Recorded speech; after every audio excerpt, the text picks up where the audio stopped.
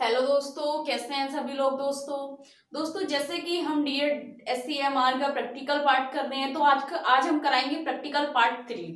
ठीक है दोस्तों, जिसमें हम करने वाले हैं केस हिस्ट्री या केस हिस्ट्री रिकॉर्ड, केस ज्ञात विवरण। आज हम बात करेंगे कि हम किसी बच्चे के बारे में कैसे जाने और क्या मेथड है जिसके मेथड से हम बच्चे की जानकारी प्राप्त कर सकते हैं, उसकी पृष्ठभूमि ज्ञात कर सकते हैं, कैसे कर सकते हैं। दोस्तों हमारे पास सबसे अच्छा मेथड होता है कि बच्चे के केस हिस्ट्री रिकॉर्ड, यानी कि बच्चे का केस ज्ञात विवरण के द्वारा हम बच्चे की पृष्ठभूमि और बच्चे की व्यक्तिगत इंफॉर्मेशन को इकट्ठा कर सकते हैं या उसको रिकॉर्ड कर सकते हैं। दोस्तों जैसे कि हम IEP का कार्य कर रहे हैं, IEP बना रहे हैं, प्रैक्टिकल चल रहे हैं हम लोगों के, तो दोस्तों प्रैक्टिकल में हम सबसे पहले IEP का प्रोग्राम जो प्रशिक्षण दे रहे हैं बच्चे को, हम IEP के माध्यम से उसको, तो दोस्तों सबसे पहले हमें क्या करना है कि हमें उसका केस हिस्ट्री लेनी है, यानी कि केस ज्ञात विवरण करना है उसका। तो केस ज्ञात विवरण के बारे में जानने के लिए एक हमारा फॉर्म होता है जिसे हम केस हिस्ट्री रिकॉर्ड बोलते हैं। ठीक है दोस्तों, तो उसमें हमें केस हिस्ट्री लेनी होती है, बच्चे के बारे में सारी जानकारी और उसके बारे में सारी इंफॉर्मेशन इकट्ठी करनी होती है और उस फॉर्म को फिल करना पड़ता है प्रैक्टिकल फाइल में, जिसको अटैच किया जाता है, ताकि हमारी फाइल खोलने से पहले हमें पता चल जाए कि यह बच्चा कौन था, उसका एज क्या था, किस परिवार से है, कौन सी फैमिली से है, कहां से है। तो दोस्तों उस सारी इंफॉर्मेशन को इकट्ठा करने के लिए हम उसके लिए यूज करते हैं जिसे केस स्टडी रिकॉर्ड बोलते हैं। और केस हिस्ट्री मेथड दोस्तों, अगर हम बात करें केस ज्ञात विवरण के बारे में, या तो आप इंटरव्यू के माध्यम से कर सकते हैं या प्रश्नावली के माध्यम से कर सकते हैं। किससे करेंगे? या तो आप अध्यापक से कर सकते हैं, यानी कि जो बच्चे का टीचर है। अगर टीचर नहीं है तब हमारे पास अच्छा है कि हम उनके अभिभावकों से बात करें, यानी कि बच्चे के पेरेंट्स से बात करें। तो ये बेसिक इंफॉर्मेशन जो बच्चे के बारे में हमें उसकी पृष्ठभूमि ज्ञात करनी है, सामान्य केस ज्ञात विवरण हमने ज्ञात करना है, तो उनके माध्यम से हम कर सकते हैं, यानी कि अभिभावक के माध्यम से ये सारी जानकारी हम प्राप्त कर सकते हैं। दोस्तों इस जानकारी में क्या होता है कि अगर हम अपना प्रैक्टिकल में देखें दोस्तों की बेसिक इंफॉर्मेशन तो हमें पता होती है, बच्चे का नाम है, एज है, कहाँ है, हमने किसी फाइल से ले लिया। लेकिन अब बात करें सेक्शन ए में तो बहुत इजी होता है इसको भरना, केस हिस्ट्री रिकॉर्ड को। लेकिन जब हम बात करें सेक्शन 2 में दोस्तों थोड़ा टफ हो जाता है, हमें समझ नहीं आता है कि ऐसा नहीं है कि हमको समझ नहीं आ रहा है क्या बनना है, लेकिन एक्चुअल में उस जगह क्या आना चाहिए, क्या आना नहीं चाहिए, उसमें क्या पूछ रहा है, क्या नहीं पूछ रहा है। क्योंकि हमें दो बातों का ध्यान रखना है केस हिस्ट्री मेथड में, ना तो हमें कोई अपने तरफ से कुछ भर देना है और ना ही हमने उसमें कोई गलत शब्द यूज करके भरना है, यानी कि कुछ गलत वाक्यों का प्रयोग करना है। ठीक है दोस्तों, और निगेटिव हमें कहीं भी नकारात्मक शब्द नहीं करना है, नकारात्मक हमने उसमें कुछ लिखना भी नहीं है। तो दोस्तों बहुत ही ज्यादा इजी तरीके से आज हम आपको बताएंगे केस स्टडी रिकॉर्ड को हम कैसे करें या उसको कैसे लें, और केस स्टडी रिकॉर्ड का जो फॉर्म फिल करना है हमको उसको कैसे करें, बहुत ही इजी तरीके से। तो दोस्तों देखते हैं केस हिस्ट्री सेक्शन 1 में और सेक्शन 2 में। ठीक है दोस्तों, अगर आपको वीडियो अच्छी लग रही है, अगर आप चैनल पे हो तो दोस्तों चैनल को सब्सक्राइब करें और बेल आइकन को प्रेस कर दें ताकि हर आने वाली वीडियो आप तक पहुंचती रहे। दोस्तों चलिए स्टार्ट करते हैं। केस हिस्ट्री रिकॉर्ड, यानी कि केस का मतलब है जो व्यक्ति, कोई विशेष व्यक्ति, ऐसा नहीं है स्पेशल चाइल्ड ही हो, कोई भी बच्चा हो या कुछ भी हो जिसके बारे में हम स्टडी कर रहे हैं, ठीक है, और उसका हमने रिकॉर्ड करना है। तो हो गया दोस्तों केस ज्ञात विवरण, केस ज्ञात विवरण। ठीक है दोस्तों, तो हमने केस ज्ञात विवरण करना है। उस विवरण में क्या क्या भरना है, जैसे सेक्शन 1 दे रखा है बच्चे का नाम, कुछ भी ले लीजिए। ठीक है, हमने यहाँ ले लिया राम, ठीक है, बच्चे का नाम हो गया राम, ठीक है, ये राम शर्मा हो गया, जो भी उसका सरनेम है हमने कर दिया, ठीक है, राम शर्मा। ठीक, अब क्या उसका डेट ऑफ बर्थ क्या है, अब उसकी हम डेट ऑफ बर्थ लेंगे। उसकी डेट ऑफ बर्थ क्या है, मान लीजिए हमने 1/1/2000 उसकी डेट ऑफ बर्थ है, ठीक है।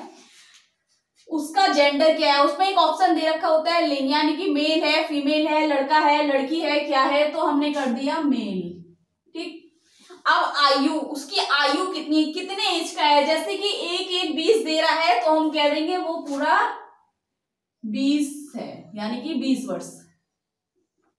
ठीक, अब कह रहे हैं कि दिनांक दोस्तों आप एज ए इंस्टीट्यूट के अकॉर्डिंग डालेंगे। आपका इंस्टीट्यूट क्या कहता है कि जिस दिन आपने प्रैक्टिकल स्टार्ट किया है उस दिन का, या जिस दिन आपने केस स्टडी रिकॉर्ड लिया है उस दिन का, किस दिन की डेट होगी आपके अकॉर्डिंग टू इंस्टीट्यूट होगी। ठीक है, अब उसके बाद दोस्तों सेशन फर्स्ट में तो कुछ नहीं है, सामान्य सी मतलब नॉर्मल इंफॉर्मेशन है, जो हम क्या है किसी भी तरीके से बच्चे को देख कर भी कर सकते हैं, उससे पूछ कर भी कर सकते हैं, ये जानकारी हमको आसानी से मिल जाती है। अब बात हुई सेक्शन 2 में दोस्तों, देखिए सबसे पहले है फादर का नाम, ठीक है, जो भी है हमने डाल दिया।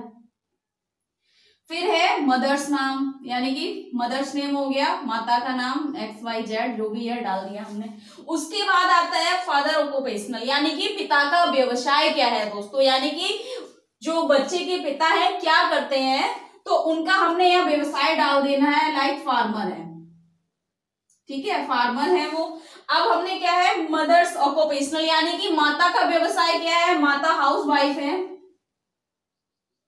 ठीक है, हाउस वाइफ है यानी कि गृहिणी है अगर कह दें तो, ठीक है, वो कुछ नहीं करती है। अब है टोटल फैमिली इनकम, यानी कि संपूर्ण परिवार की आय क्या है, यानी कि संपूर्ण परिवार, इसका मतलब है कि उनकी जो संपूर्ण परिवार की आय है वो कितनी है मंथली, तो हम यहाँ कर देते हैं 10,000, ठीक। अब उसके बाद क्या आ जाएगा दोस्तों, ये तो हमने इन्फॉर्मेशन भर ली। फिर आ गया एड्रेस की बच्चा कहाँ से है, जो उसका एड्रेस होगा XYZ, जहां से भी हमने पूरा एड्रेस डाल देना है, और कैसे, विद फोन नंबर, ठीक है, विद मोबाइल नंबर डाल देना है।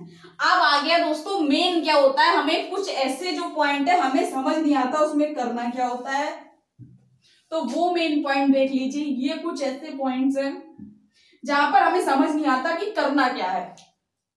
अब इसमें डेवलपमेंटल हिस्ट्री यानी कि विकासात्मक इतिहास में क्या करना होता है, यानी कि विकासात्मक इतिहास में लिखे तो लिखे क्या, जो बच्चे के साथ विकासात्मक इतिहास हुआ क्या नहीं है, हमें समझ नहीं आता कि इसमें क्या करें, क्या उसकी कंडीशन लिखे या उसका डायग्नोस है वो लिखे, क्या लिखे। तो दोस्तों विकासात्मक इतिहास में हमने यही करना होता है कि बच्चे का विकास क्यों रुका, उसका क्या कारण था। जैसे मान लीजिए बच्चा हमारे ID पे हम कर रहे हैं, तो बच्चे के अंदर क्या समस्या है, तो हम बहुत सारा देख सकते हैं विकासात्मक इतिहास में, मतलब बच्चे हमारे, तो हम बात मेनली देखते हैं कि भाषा विकास देरी से, ठीक है, यानी कि लैंग्वेज डेवलपमेंट डिले होता है कहीं ना कहीं, तो संप्रेक्षण विकास, हमारे संप्रेक्षण कौशल सीमित रह जाते हैं, तो जिसकी वजह से बच्चे एक्सप्रेस नहीं कर पाते हैं, समझ उनकी कम हो जाती है, ठीक है दोस्तों। तो अगर हम यहाँ पर विकासात्मक इतिहास ले तो दोस्तों क्या डेवलपमेंट डिले था बच्चे का, यानी कि विकास में देरी, और कौन से विकास में, हम ब्रैकेट में कर देंगे भाषा विकास, भाषा विकास, ठीक है। अब जरूरी नहीं है हमने भाषा विकास कर दिया, अगर बच्चा फिजिकल डिसेबिलिटी है तो उसको हम कर देंगे शारीरिक विकास। यहाँ पर हमने डेवलपमेंट डिले दिखाना है विकासात्मक इतिहास में, जिसके तो ब्रैकेट में कर देना है हमने, जिस चीज को उसको है एक्चुअल क्या है, शारीरिक है या भाषा विकास है, उसमें हम कर देंगे विकासात्मक, भाषा विकास या बौद्धिक विकास, ठीक है दोस्तों, जो भी होगा उसका कंडीशन। तो डेवलपमेंट हिस्ट्री में हमने ये कर देना है, उसमें दिखाना है कि कौन से एरिया में वो डेवलपमेंट है, यानी डिले डेवलपमेंट है उसका, तो यहाँ पर हमने डिले डेवलपमेंट कर देना है, और यहाँ कर देना है लैंग्वेज डेवलपमेंट, या जो भी उसका एक्चुअल जो उसका एरिया है, शारीरिक विकास हो गया, या हम कह सकते हैं बहुत सारे हैं जिसमें हम कुछ भी कर सकते हैं अकॉर्डिंग टू बच्चे के, ठीक है। उसके बाद आता है दोस्तों प्रेजेंट कंप्लेंट्स। अब प्रेजेंट कंप्लेंट्स में हमें समझ नहीं आता कि करना क्या है। प्रेजेंट कंप्लेंट्स मतलब वर्तमान की शिकायतें कौन सी होनी चाहिए, अभिभावक की होनी चाहिए, बच्चे की होनी चाहिए, शिक्षक की होनी चाहिए। लेकिन यहाँ हमें याद रखना है कि हमने केस ज्ञात विवरण कर रहे हैं, यानी कि बच्चे के बारे में ज्ञात कर रहे हैं, उसके बारे में। तो बच्चे की वर्तमान शिकायतें क्या है, तो हम बच्चे के व्यवहार से करेंगे कि बच्चे के द्वारा हमें कौन सी शिकायतें ज्यादा प्राप्त हो रही है। तो हम कर देंगे यहाँ पर अवांछनीय व्यवहार को दर्शाता है।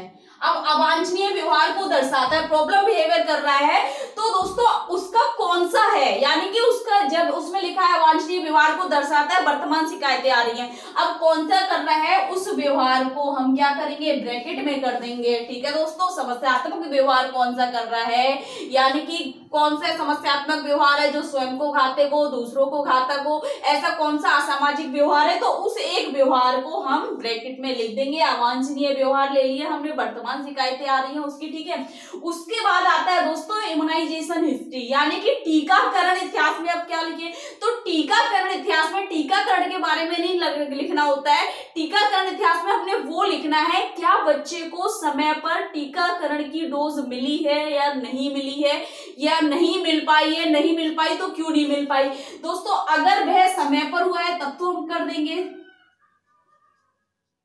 समय अनुसार, ठीक है, या नियमित समय से मिला है, समय अनुसार प्राप्त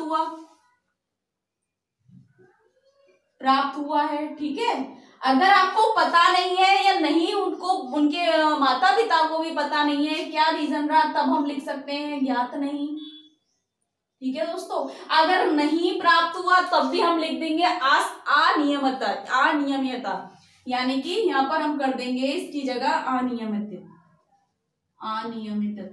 ठीक है दोस्तों, यानी कि नहीं मिल पाया, उसका बिना किसी नियम के नहीं मिल पाया, या जो मिला तो उसका कोई नियम नहीं था, तो अनियमितता कर देंगे यहाँ पर, या समय अनुसार प्राप्त हुआ, अगर नहीं हुआ या नहीं पता तो ज्ञात नहीं था या ज्ञात नहीं, ठीक है।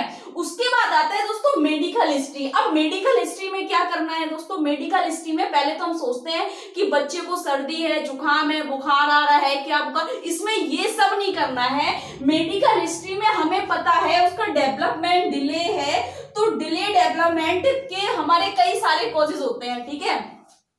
हमारे हम कह सकते हैं कई सारे टाइप्स होते हैं, जैसे मनोविज्ञान के आधार पर, ठीक है दोस्तों, कुछ मेडिकल चिकित्सीय लक्षणों के आधार पर, तो दोस्तों उसमें क्या लक्षण है। तो दोस्तों अगर हम यहाँ मेडिकल हिस्ट्री की बात करें, अगर एक एमआर बच्चे का हम कर रहे हैं, आईडी बच्चे का कर रहे हैं, तो मेडिकल हिस्ट्री में जैसे कि चिकित्सीय लक्षणों के आधार पर वर्गीकृत किया गया है आईडी को या एमआर को, जिसमें क्या क्या है मेडिकल हिस्ट्री में बताया गया, उन्होंने डाउन सिंड्रोम हो गया, हाइड्रोसेफेलिस हो गया, माइक्रोसेफेलिस हो गया, क्रेटिनिज्म हो गया, ठीक है।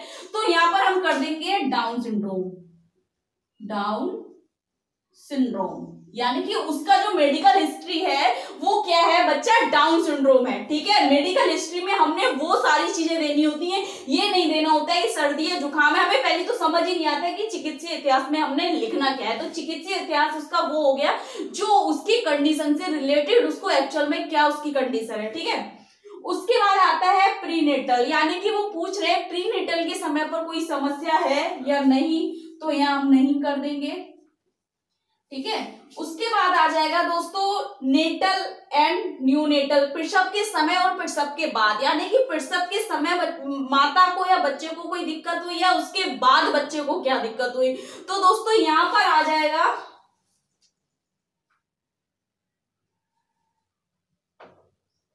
यहाँ पर हम कर देंगे कि अगर नहीं हुई तो कुछ भी नहीं कर देंगे, नहीं, अगर होती है तो उस कंडीशन को हम कर देंगे, यानी कि प्रसव का अधिक समय तक चलते रहना, ठीक है, अधिक समय तक प्रसव का चलते रहना, या हम कर सकते हैं प्रसव के बाद हाइपोक्सिया, यानी कि ऑक्सीजन की कमी, जो भी कंडीशन रही होगी यहाँ पर हम कर देंगे हाइपोक्सिया, यानी कि बच्चे को यहाँ पर क्या करेंगे, इस तरीके को यहाँ टिक लगाने के बाद अगर हम नेटल पे कर रहे हैं, प्रसव के समय कर रहे हैं, तब हमने यहाँ पर टिक लगाना है और वहां लिख देना है कि प्रसव समय काफी समय तक चलता रहा, प्रसव का समय अधिक रहा, ठीक है, या प्रसव पीड़ापूर्ण अधिक पीड़ापूर्ण थी, ठीक है। तो अब अगर हम इस पे प्रसव के बाद न्यू नेटल पे करेंगे तो न्यू नेटल पे हमने टिक करना है, न्यू नेटल पे, और बाद में हमने यह कर देना है कि हाइपोक्सिया की कमी, ठीक है दोस्तों, यानी कि ऑक्सीजन की कमी रही जिसकी वजह से बच्चे के विकास में देरी हुई, तो वहां पर हमने वो कंडीशन लिखनी है। अब क्या करना है, नेक्स्ट है दोस्तों एनी अदर रेलेवेंट इंफॉर्मेशन, यानी कि अन्य संबंधित या अन्य कोई संबंधित जानकारी। यहाँ पर हमने क्या लिखना है, अगर बच्चे की उससे संबंधित कोई जानकारी है तब उसको लिखना है, अगर कोई अन्य संबंधित नहीं है, हमने यहाँ क्या सारे तो लिख ही लिए कि कुछ भी नहीं है, लेकिन यहाँ क्या हम लिखेंगे, हम यहाँ अभिभावक क्या चाहते हैं, यहाँ मेन होता है लिखना दोस्तों अभिभावक क्या चाहते हैं, अभिभावक क्या